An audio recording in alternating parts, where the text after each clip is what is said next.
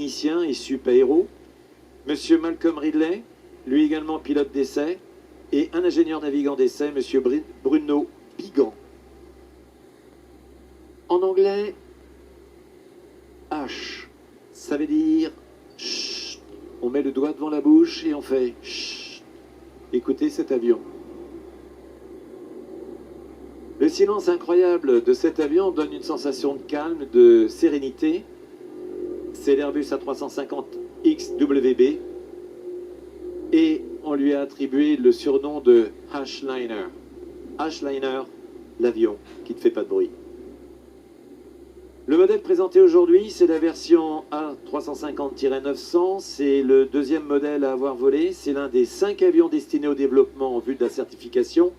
Et il est bien sûr le premier avion qui a été aménagé entièrement avec des sièges cabines passagers.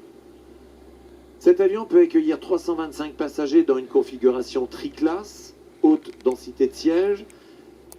2 points remarquables et certes non des moindres puisque les coûts d'exploitation et les coûts au kilomètre passager sont les plus bas de tous les appareils de cette catégorie.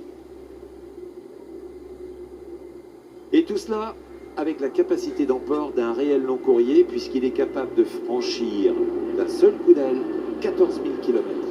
Moins de poids, moins de consommation de carburant. Et donc les défis ultimes de cet avion nouveau, l'Airbus A350 XWB, utilise des technologies très avancées, innovantes, mais ça c'est valable aussi bien pour l'aérodynamique, le confort, le design, la propulsion, et même à l'intérieur, il y a un suivi directement des pièces d'avion pour un suivi optimisé de l'entretien. Les ailes qui sont en composite sont les plus aérodynamiques du marché et ce sont les plus grandes au monde fabriquées en composite. Elles font 32 mètres, regardez comme on les voit bien. Quelle voilure magnifique, quel avion extraordinaire. La vitesse de croisière, Mach 0,85, 1040 km/h. Non seulement elles sont une grande portance, mais elles bénéficient également d'une autre innovation totalement géniale. Les volets et les spoilers peuvent être ajustés pendant le vol pour optimiser le rendement aérodynamique de la voilure, ce qui réduit de 2% supplémentaire la traînée. Quand on réduit la traînée, on réduit forcément la consommation et on augmente la vitesse. Motorisation, s'il a gagné le nom de Ashliner, c'est grâce au développement spécifique des moteurs Rolls-Royce Trent XWB, turboréacteurs à double flux, qui développent chacun 38 tonnes de poussée au décollage. Tout droit sorti de chez Rolls-Royce en Angleterre, eh bien, une économie de 25% par rapport aux moteurs anciens. Et le bruit, bien sûr, complètement diminué. À telle enseigne, c'est qu'à London Heathrow, où les conditions d'atterrissage et de décollage pour les avions sont terriblement drastiques pour les questions sonores de bruit, eh bien cet avion est autorisé à s'y poser et à décoller de nuit. Et quand on sait qu'en plus le carburant pèse pour 50% dans la facture, une économie devient tout de suite très très importante, a un impact terrible sur une exploitation.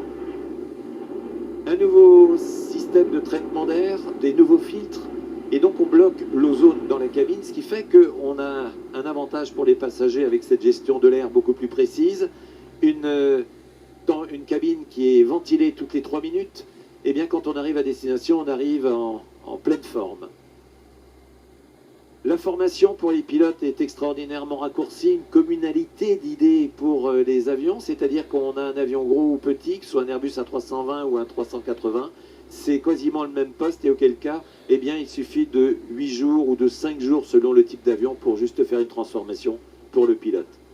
Fin mai, les 2 premiers appareils étaient déjà en service chez Qatar Airways. Le deuxième opérateur de lancement, Vietnam Airlines, va bientôt prendre livraison de son premier A350. Et pendant ce temps, la gamme A350 XWB a déjà enregistré 780 commandes fermes émanant de 40